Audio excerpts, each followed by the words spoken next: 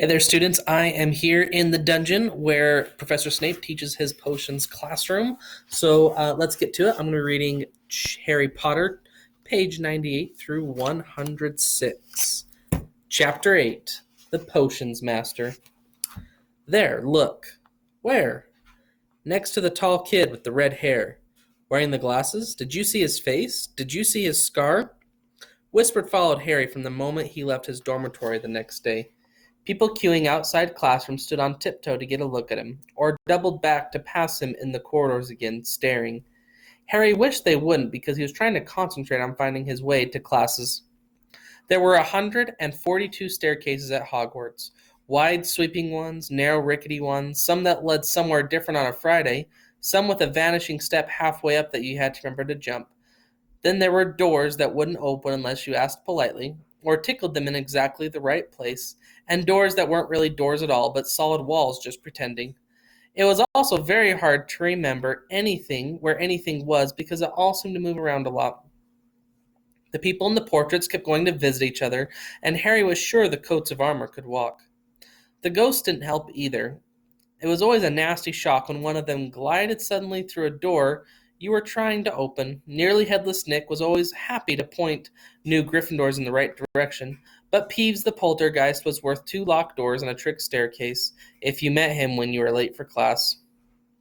He would drop waste paper baskets on you, pull rugs from under your feet, pelt you with bits of chalk, or sneak up behind you, grab your nose, and screech, "Got your conch!" Even worse than Peeves, if that was possible, was the caretaker, Argus Filch. Harry and Ron managed to get on the wrong side of him on their very first morning.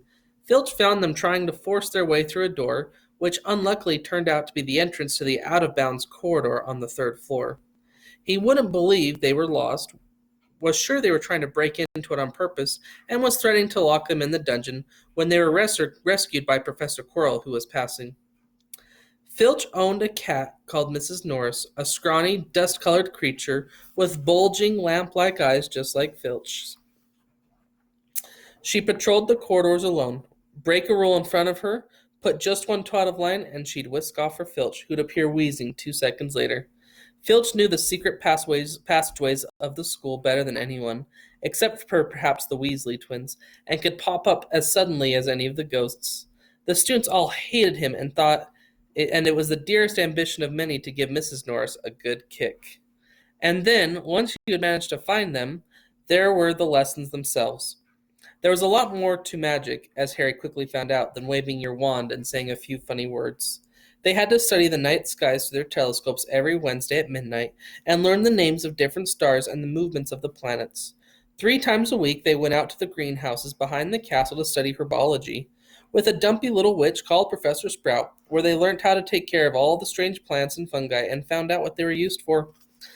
Easily the most boring lesson was the history of magic, which was the only class taught by a ghost.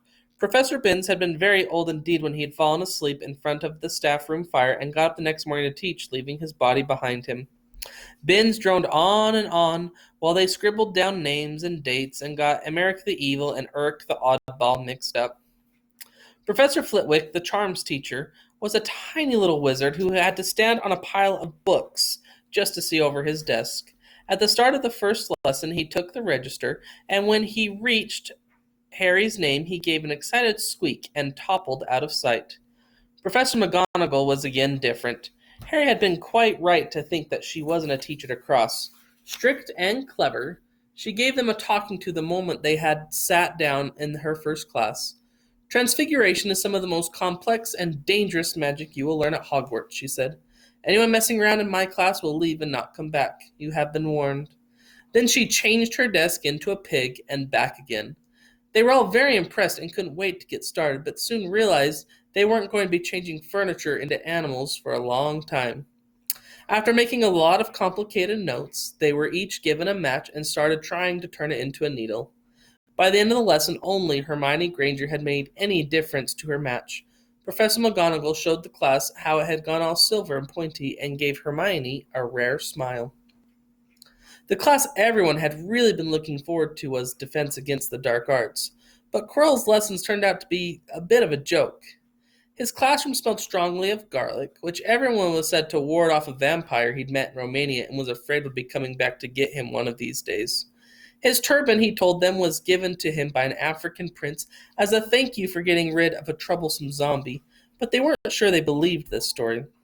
For one thing, when Seamus Finnegan asked eagerly to hear how Quirrell had fought off the zombie, Quirrell went pink and started talking about the weather.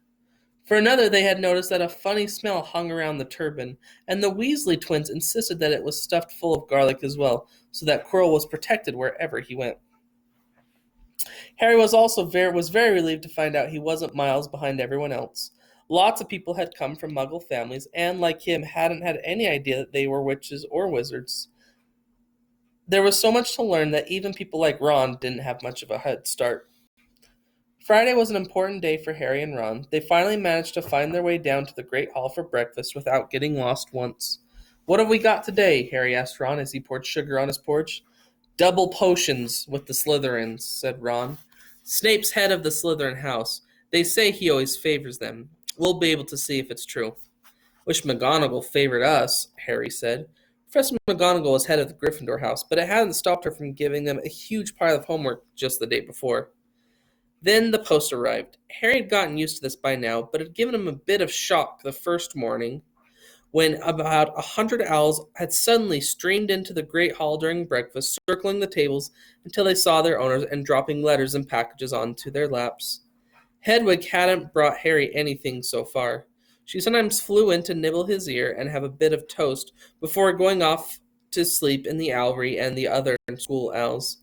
This morning, however, she fluttered down between the Marla maid and the sugar bowl and dropped a note on Harry's plate. Harry tore it open at once.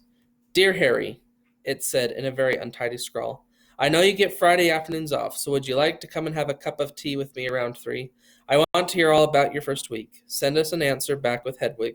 Hagrid." Harry borrowed Ron's quill, scribbled, "Yes, please, see you later," on the back of the note and sent Hedwig off again. It was lucky that Harry had tea with Hagrid to look forward to, because the potions lesson turned out to be the worst thing that had happened to him so far. At the start of term banquet, Harry had gotten the idea that Professor Snape disliked him. By the end of the first potions lessons, he knew he'd been wrong. Snape didn't dislike Harry, he hated him. Potions lessons took place down in one of the dungeons. It was colder here than in the main castle, and would have been quite creepy enough without the pickled animals floating in glass jars all around the walls. Snape, like Flitwick, started the class by taking the roll, and like Flitwick, he paused at Harry's name. "Ah, yes," he said softly. "Harry Potter, our new celebrity." Draco Malfoy and his friends Crabbe and Goyle sniggered behind their hands. Snape finished calling the names and looked up at the class. His eyes were black like Hagrid's, but they had none of Hagrid's warmth. They were cold and empty and made you think of dark tunnels. "You are here to learn the subtle science and exact art of potion making," he began. He spoke in barely more than a whisper, but they caught every word. Like Professor McGonagall, Snape had a gift of keeping a class silent without effort. "And there is little foolish wand-waving here. Many of you will hardly believe this is magic. I don't expect you will really understand the beauty of the softly simmering cauldron with its shimmering fumes, the delicate power of liquids that creep through human veins, bewitching the mind, ensnaring the senses. I can teach you how to bottle fame, brew glory, even stopper death, if you aren't as big as a bunch of dunderheads as I usually have to teach." More silence followed this little speech. Harry and Ron exchanged looks with raised eyebrows. Hermione Granger was on the edge of her seat and looked desperate to start proving that she wasn't a dunderhead. "Potter," said Snape suddenly, "what would I get if I added powdered root of asphodel to an infusion of wormwood?" "Powdered root of what? To an infusion of what?" Harry glanced at Ron, who looked as stumped as he was. Hermione's hand shot up into the air. "I don't know, sir," said Harry. Snape's lips curled into a sneer. "Tut tut. Fame clearly isn't everything." He ignored Hermione's hand. "Let's try again. Potter, where would you look if I told you to go find me a bezoar?" Hermione stretched her hand as high into the air as it would go without her leaving her seat. But Harry didn't have the faintest idea of what a bezoar was. He tried not to look at Malfoy, Crabbe, and Goyle, who were shaking with laughter. I don't know, sir. Thought you wouldn't open up a book before coming, eh, Potter? Harry had forced himself to keep looking straight into those cold eyes. He had looked through his books at the Dursleys, but did Snape expect him to remember everything in 1,000 magical herbs and fungi? Snape was still ignoring Hermione's quivering hand. What is the difference, Potter, between Monkshood and Wolfsbane? At this, Hermione stood up, her hand stretching towards the dungeon ceiling. I don't know, said Harry quietly. I think Hermione does, though. Why don't you try her? A few people laughed. Harry caught Seamus's eye, and Seamus winked. Snape, however, was not pleased. Sit down, he snapped at Hermione. For your information, Potter, Asphodel and Wormwood make a sleeping potion so powerful it is known as the Draught of Living Death. A bezoar is a stone taken from the stomach of a goat, and it will save you from most potions. As for Monkshood and Wolfsbane, they are the same plant, which also goes by the name of aconite. Well, why aren't you copying that down? There was a sudden rummaging for quills and parchment. Over the noise, Snape said, and a point will be taken from Gryffindor house for your cheek, Potter. Things didn't improve for the Gryffindors as the potions lesson continued. Snape put them all into pairs and set them to mixing up a simple potion to cure boils. He swept around in his long black cloak, watching them weigh dried nettles and crush snake fangs, criticizing almost everybody except Malfoy, whom he seemed to like. He was just telling everyone to look at the perfect way Malfoy had stewed his horned slugs when clouds of acid green smoke and a loud hissing filled the dungeon. Neville had somehow managed to melt Seamus's cauldron into a twisted blob, and their potion was seeping across the stone floor, burning holes in people's shoes. Within seconds, the whole class were standing on their stools, while Neville, who had been drenched in the potion when the cauldron collapsed, moaned in pain as angry red boils sprang up all over his arms and legs. Idiot boy, snarled Snape, clearing the spilled potion away with one wave of his wand. I suppose you added the porcupine quills before taking the cauldron off the fire. Neville whimpered as boils started to pop up all over his nose. Taken to the hospital wing, Snape spat at Seamus. Then he rounded on Harry and Ron, who'd been working next to Neville. You, Potter, why didn't you tell him not to add the quills? Thought he'd make you look good if you got it. Thought he'd make you look good if you got it wrong, did you? That's another point you've lost for Gryffindor. This was so unfair that Harry opened his mouth to argue, but Ron kicked him behind their cauldron. Don't push it, he muttered. I've heard Snape can turn very nasty. As they climbed the steps out of the dungeon an hour later, Harry's mind was racing and his spirits were low. He'd lost 2 points for Gryffindor in his very first week. Why did Snape hate him so much? Cheer up, said Ron. Snape's always taking points off Fred and George. Can I come and meet Hagrid with you? At 5 to 3, they left the castle and made their way across the grounds. Hagrid lived in a small wooden house on the edge of the Forbidden Forest. A crossbow and pair of galoshes were outside the front door. When Harry knocked, they heard a frantic scrabbling from inside and several booming barks. Then Hagrid's voice rang out. Back, Fang, back! Hagrid's big hairy face appeared in the crack as he pulled the door open. Hang on, he said. Back, Fang. He let them in, struggling to keep a hold on the collar of an enormous black boarhound. There was only one room inside. Hams and pheasants were hanging from the ceiling, a copper kettle was boiling on the open fire, and in the corner stood a massive bed with patchwork quilt over it. Make yourselves at home, said Hagrid, letting go of Fang, who bounded straight at Ron and started licking his ears. Like Hagrid, Fang was not nearly as fierce as he looked. This is Ron, Harry told Hagrid, who was pouring boiling water into a large teapot and putting rock cakes onto a plate. Another Weasley, eh? Said Hagrid, glancing at Ron's freckles. I spent half me life chasing your twin brothers away from the forest. The rock cakes almost broke their teeth, but Harry and Ron pretended to be enjoying them as they told Hagrid all about their first lessons. Fang rested his head on Harry's knee and drooled all over his robes. Harry and Ron were delighted to hear Hagrid call Filch that old git. As for that cat, Mrs. Norris, I'd like to introduce her to Fang sometime. Do you know every time I go up to the school, she follows me everywhere? Can't get rid of her. Filch puts her up to it. Harry told Hagrid about Snape's lesson. Hagrid, like Ron, told Harry not to worry about it, and that Snape hardly liked any of the students. But he seemed to really hate me. Rubbish, said Hagrid. Why should he? Yet Harry couldn't help thinking that Hagrid didn't quite meet his eyes when he said that. How's your brother Charlie? Hagrid asked Ron. I liked him a lot. Great with animals. Harry wondered if Hagrid had changed the subject on purpose. While Ron told Hagrid about Charlie's work with dragons, Harry picked up a piece of paper that was lying on the table under the tea cozy. It was a cutting from the Daily Prophet. Gringotts break-in latest.